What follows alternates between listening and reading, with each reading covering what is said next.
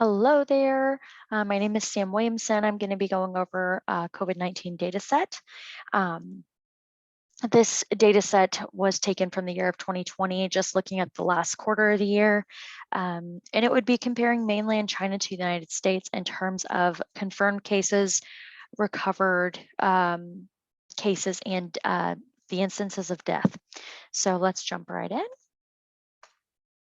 The questions I wanted answered are, is there a huge difference between death and recovery rates in mainland China versus the United States? If so, why might that be? When were the highest and lowest peaks of infection throughout the course of the year? Is there anything significant about the time of year that could cause increase or decrease in infection rates? Also want to know which day of the week showed the highest instance of infection, and what could be the reason for this. So my goals in terms of the exploratory data analysis would be to show, the difference between those rates. I expect these numbers to be relatively correlate to each other, and that the death rate is exceedingly less than that of the recovery rate in both regions. Excuse me. Another goal would be to show, those rates and just cross-reference that in terms of time for the highest and lowest peaks. So moving forward here, motivation. I didn't find any papers that could outline what I'm looking to do with my data set, as I feel it's too new in its nature. It's kind of a specific, set of questions I'm trying to answer. Also, I wanted to see for myself what the data look like, because there's so many opinions surrounding the subject of COVID-19. I can remember an instance myself of, watching the news every single day, being glued to that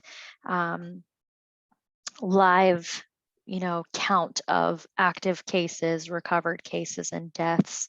And I always have wondered, what do those rates look like? What does the data really look like when you start to mess with it? So I am taking that opportunity today.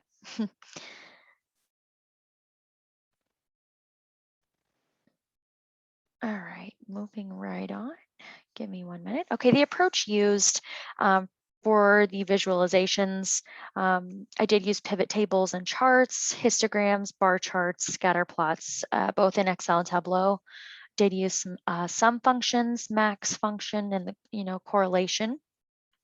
Did a little bit of average work, adding an average line and things like that within Tableau. So moving right on, let's look at the results. I'm going to switch over and show the data really quickly. So give me just a minute to pop out and go into my data set.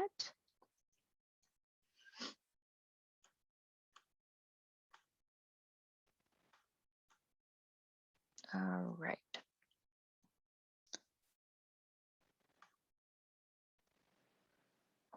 Okay, so here we are into the data set. I have a histogram outlined here.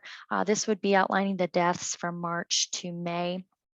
Again, I did this in quarter chunks just because the data set was so large, it would overwhelm my system, my little system that I have here. So as you can see, this is trending up, maxed out at 44,000. There's that, and then I have this will populate for me, and this is in Excel, and then I switch over to Tableau. So US confirmed cases versus death, you can see that, in US as compared to, these are just in the United States. So this is also confirmed cases by day of the week. Pretty similar comparatively. However, I did see Saturday just has a little bit higher incidence of confirmed cases. I think this is largely due to the fact that people have this day off, so they are more able to,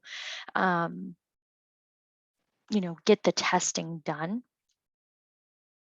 And in terms of correlating the data here, I just outlined my data here by confirmed deaths and recovered rates. I did a correlation coefficient, and that told me there that the deaths and confirmed cases are highly correlated, as you can see right here with this scatter plot. all the little dots here. So they are highly correlated, and then there's just a trend line associated with this as well. Switching over to Tableau. The first sheet that I did, if I can go back in here we go, is just cumulative COVID-19 data. Have a bar chart of this in the presentation, but I did want to do something in Tableau as well. This is a stacked bar chart. So this is showing, you know, by each month, what was the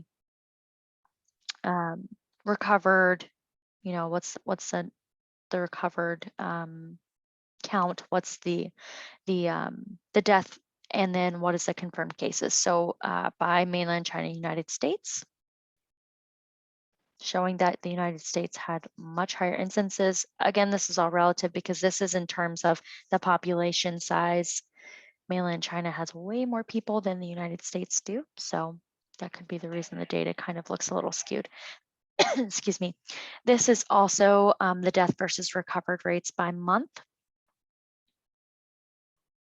Yeah, so I'm going to switch back over, and I did do some bar charts outlining the same information, just a different way to visualize. Here we go. As you can see, mainland China and the United States, you